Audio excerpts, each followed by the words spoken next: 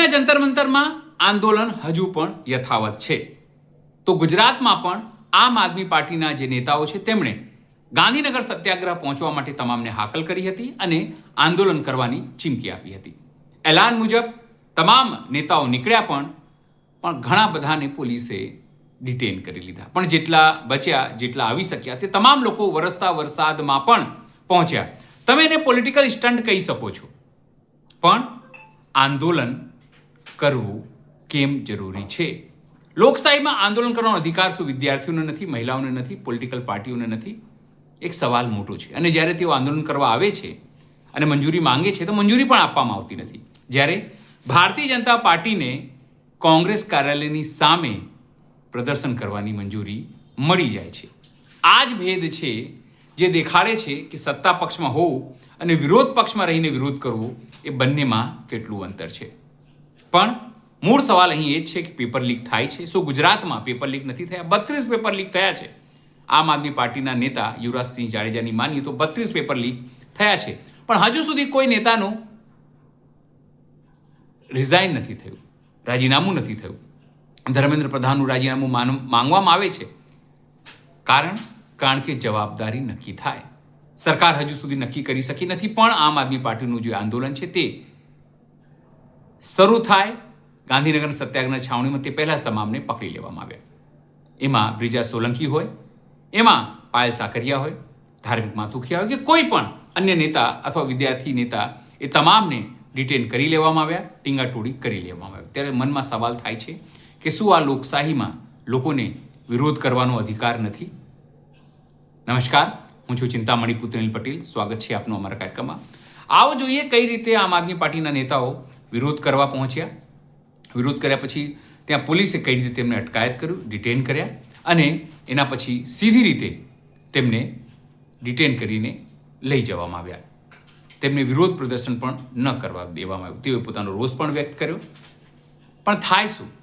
આ તો પોલીસ છે, હરસંઘવીની પોલીસ છે ગુજરાતમાં. તેમને વિરોધ ગમતું નથી, છતાં આ તમામ બાબતો થઈ રહી છે, લોકોમાં ઉશ્કેરાટ થઈ રહ્યું છે.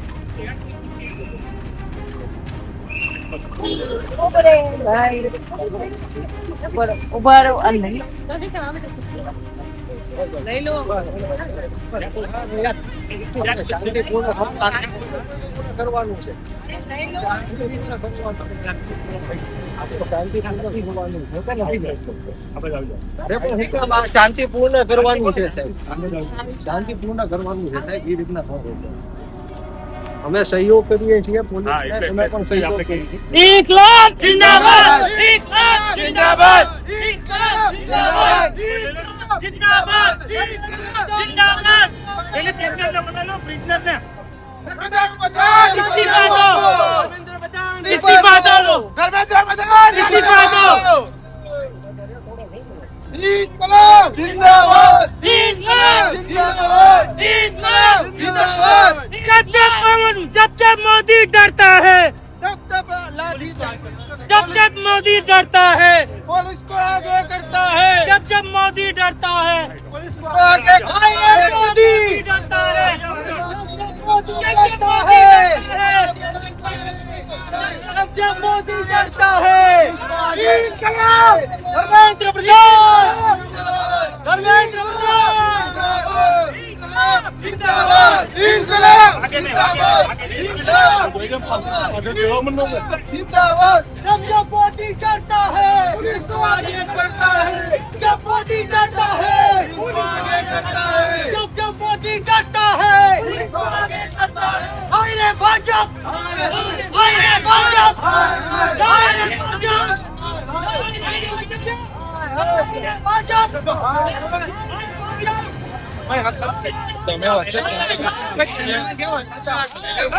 વચ્ચે તમે હાથ ના ગાલો તો પછી તમે હાથ ગાલો કોઈ જાણકારી નથી. આ ગાંધીનું ગુજરાત છે, આ આંદોલનકારી લોકોનું ગુજરાત છે.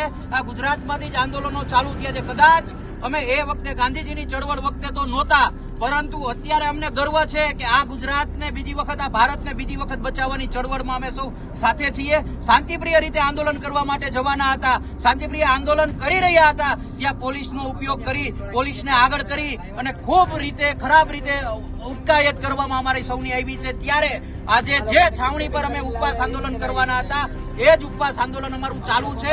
ઉપવાસ આંદોલન બંધ નથી થયું અને આ જ ઉપવાસ આંદોલન અમે પોલીસ સ્ટેશનમાં પણ ચાલુ રાખ્યું છે.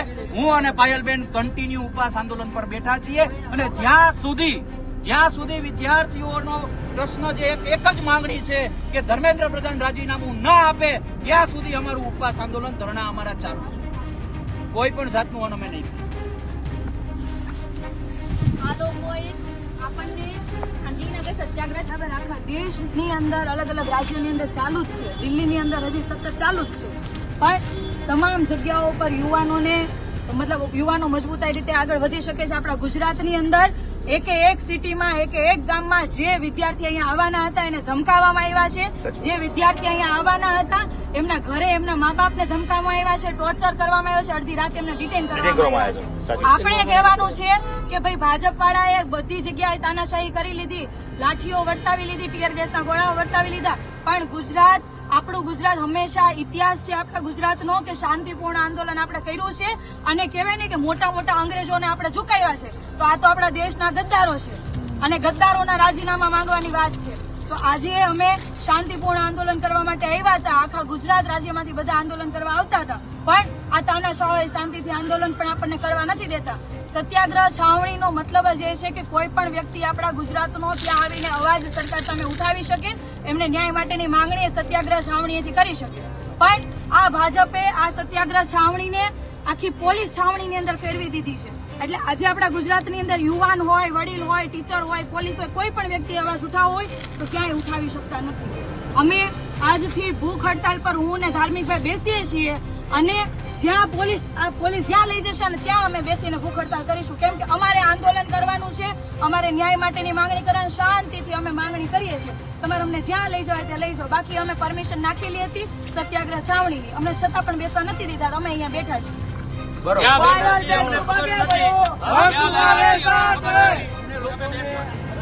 ક્યાં લઈ આવ્યા છે કોઈ જાણકારી નથી. આ ગાંધીનું ગુજરાત છે, આ આંદોલનકારી લોકોનું ગુજરાત છે. આ ગુજરાતમાંથી જ આંદોલનો ચાલુ થયા છે. કદાચ અમે એ વખતે ગાંધીજીની ચળવળ વખતે તો નહોતા, પરંતુ અત્યારે અમને ગર્વ છે કે આ ગુજરાતને બીજી વખત, આ ભારતને બીજી વખત બચાવવાની ચળવળમાં અમે સૌ સાથે છીએ. શાંતિપ્રિય રીતે આંદોલન કરવા માટે જવાના હતા, શાંતિપ્રિય આંદોલન કરી રહ્યા હતા, ત્યાં પોલીસનો ઉપયોગ કરી, પોલીસને આગળ કરી અને ખૂબ રીતે, ખરાબ રીતે ઉશ્કેરાટ કરવામાં અમારી સૌની આવી છે. ત્યારે આજે જે છાવણી પર અમે ઉપવાસ આંદોલન કરવાના હતા, એ જ ઉપવાસ આંદોલન અમારું ચાલુ છે. ઉપવાસ આંદોલન બંધ નથી થયું અને આ જ ઉપવાસ આંદોલન અમે પોલીસ સ્ટેશનમાં પણ ચાલુ રાખ્યું છે. હું અને પાયલબેન કન્ટિન્યુ ઉપવાસ આંદોલન પર બેઠા છીએ અને જ્યાં સુધી વિદ્યાર્થીઓનો પ્રશ્ન જે એક જ માંગણી છે કે ધર્મેન્દ્ર પ્રધાન રાજીનામું ન આપે, ત્યાં સુધી અમારું ઉપવાસ આંદોલન, ધરણા અમારા ચાલુ છે. કોઈ પણ જાતનું અમે નહીં. આ લોકોએ આપણને ગાંધીનગર સત્યાગ્રહ ખબર આખા દેશની અંદર, અલગ અલગ રાજ્યોની અંદર ચાલુ જ છે. દિલ્હીની અંદર હજી સતત ચાલુ જ છે. પણ તમામ જગ્યાઓ પર યુવાનો મજબૂતાઈ રીતે આગળ વધી શકે છે. આપણા ગુજરાતની અંદર એકે એક સિટીમાં, એકે એક ગામમાં જે વિદ્યાર્થી અહીંયા આવવાના હતા એને ધમકાવવામાં આવ્યા છે.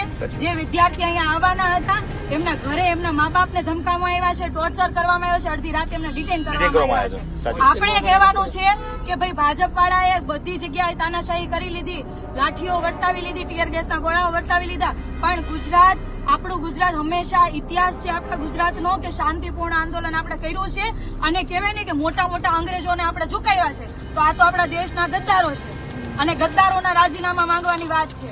તો આજે અમે શાંતિપૂર્ણ આંદોલન કરવા માટે આવ્યા હતા. આખા ગુજરાત રાજ્યમાંથી બધા આંદોલન કરવા આવતા હતા, પણ આ તાનાશાહોએ શાંતિથી આંદોલન પણ આપણને કરવા નથી દેતા. સત્યાગ્રહ છાવણીનો મતલબ જ એ છે કે કોઈ પણ વ્યક્તિ આપણા ગુજરાતનો ત્યાં આવીને અવાજ સરકાર સામે ઉઠાવી શકે, એમને ન્યાય માટેની માંગણી સત્યાગ્રહ છાવણીએથી કરી શકે. પણ આ ભાજપે આ સત્યાગ્રહ છાવણીને આખી પોલીસ છાવણીની અંદર ફેરવી દીધી છે. એટલે આજે આપણા ગુજરાતની અંદર યુવાન હોય, વડીલ હોય, ટીચર હોય, પોલીસ હોય, કોઈ પણ વ્યક્તિ અવાજ ઉઠાવવો હોય તો ક્યાંય ઉઠાવી શકતા નથી. અમે આજથી ભૂખ હડતાલ પર હું ને ધાર્મિકભાઈ બેસીએ છીએ અને જ્યાં પોલીસ જ્યાં લઈ જશે ને ત્યાં અમે બેસીને ભૂખ હડતાલ કરીશું. કેમ કે અમારે આંદોલન કરવાનું છે, અમારે ન્યાય માટેની માંગણી કરવાની, શાંતિથી અમે માંગણી કરીએ છીએ. તમારે અમને જ્યાં લઈ જવાય ત્યાં લઈ જાઓ. બાકી અમે પરમિશન નાખેલી હતી સત્યાગ્રહ છાવણીની, અમને છતાં પણ બેસવા નથી દીધા. અમે અહીંયા બેઠા છીએ.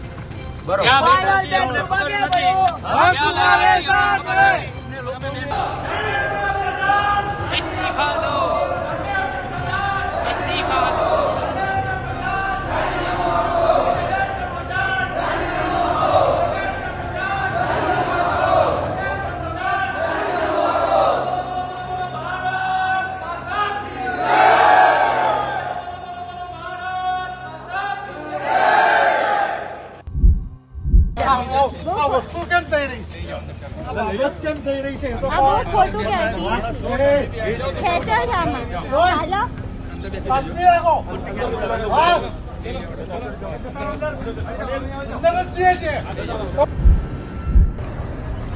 ક્યાંથી આવ્યા છો તમે? અમે આવ્યા છીએ સુરેન્દ્રનગરથી. બરાબર. પ્રોટેસ્ટ માટે આવ્યા હતા? પ્રોટેસ્ટ માટે સેક્ટર 6 માં આવ્યા છીએ, પણ અહીંયા પોલીસ બધાને દૂર દૂર ધકેલી રહી છે અને પ્રોટેસ્ટના કોઈ સ્થળે કોઈને ઊભો રહેવા માંગતી નથી. ત્યાં પોલીસવાળા ઊભા છે, ક્યાં લઈ જાય છે પોલીસ બધાને? ડિટેન કરીને દૂર જગ્યાએ લઈ જાય છે. વરસાદનો માહોલ છે અને ત્યાં કોઈને ઊભા રહેવા દેતી નથી. સ્ટુડન્ટ બચારા જો બધા દૂર ઊભા છે અને કોઈને પણ ભેગા થવા દેતી નથી. એ સરકારથી તમે બધા આ પ્રોટેસ્ટની ક્યાંય બી જાહેરાત થાય તો ત્યાં આવવા માટે આવવા માટે બધા યુથ તો તૈયાર જ છે અને સપોર્ટ કરે જ છે. આ નીટ જેવી પરીક્ષાને આટલી ખરાબ સ્થિતિમાં પણ જો એજ્યુકેશન મિનિસ્ટર રિઝાઇન ના આપે તો આવા પરિસ્થિતિમાં યુથે ભેગું થવું જ જોઈએ. આ પોલીસ જે રીતે કાર્યવાહી કરી રહી છે, બંધારણીય અધિકારોનું હનન લાગે તમને? એ બંધારણીય હકોનું હનન જ છે. જો પીસફુલ પ્રોટેસ્ટ થતું હોય તો થવા દેવું જોઈએ. એમને કોઈ બી મુદ્દો ના ઉઠાવવો જોઈએ અને પબ્લિકને હેરાન ના કરવી. નમસ્કાર મિત્રો, અમને લોકોને યુવાનોના હક માટે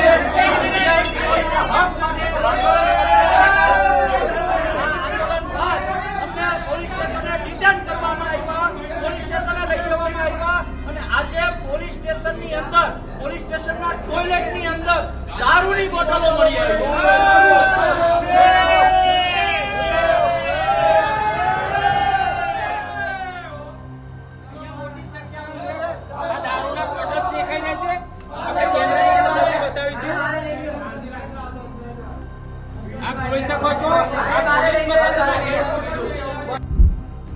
નમસ્કાર મિત્રો, હું કિરણભાઈ દેસાઈ, આમ આદમી પાર્ટી માલધારી સેલ પ્રદેશ પ્રમુખ. આજ રોજ સવારથી હજારો કાર્યકર્તાને અટકાયત અને ડિટેન કરવામાં આવે છે અને અમારા પ્રદેશ નેતૃત્વને પણ નજર કેદ કરવામાં આવે છે. કોંગ્રેસ પાર્ટી દ્વારા ગાંધીનગર કૂચ માટે એક આહવાન કરવામાં આવેલું, પણ ભારતીય જનતા પાર્ટી આ યુવાનોથી, આ કોકરોચોથી એટલી ડરી ગઈ છે કે પોલીસને આગળ કરીને સવારે ક્રાઇમના લોકો આવીને દરેક કાર્યકર્તાને ઉઠાવી ગયા અને મોડા સુધી તેમને રિટર્ન કરી રાખ્યા છે. અને હું ભારતીય જનતા પાર્ટીને કહેવા માગું છું કે તમારી તાનાશાહીથી, તમારી જેલોથી અમે ડરવાવાળા લોકો નથી. તમે આ યુવાનને, આ જેનજીને જેટલો દબાવશો એટલો આ જેનજી આગળ આવશે. એટલે તમારી તાનાશાહી મુક્ત કરવા માટે અમે જ્યાં પણ લડવું પડે, જે પણ કરવું પડે તેના માટે તૈયાર છીએ અને હજુ પણ અમે જેનજી સાથે ઊભા છીએ. ધર્મેન્દ્ર પ્રધાનનું રાજીનામું જ્યાં સુધી આપવામાં નહીં આવે ત્યાં સુધી, જ્યાં પણ કોંગ્રેસ પાર્ટી દ્વારા જે પણ આગળ પ્રોટેસ્ટના જે પણ કોલ આપવામાં આવશે તેની અંગે આપ શું વિચારો છો?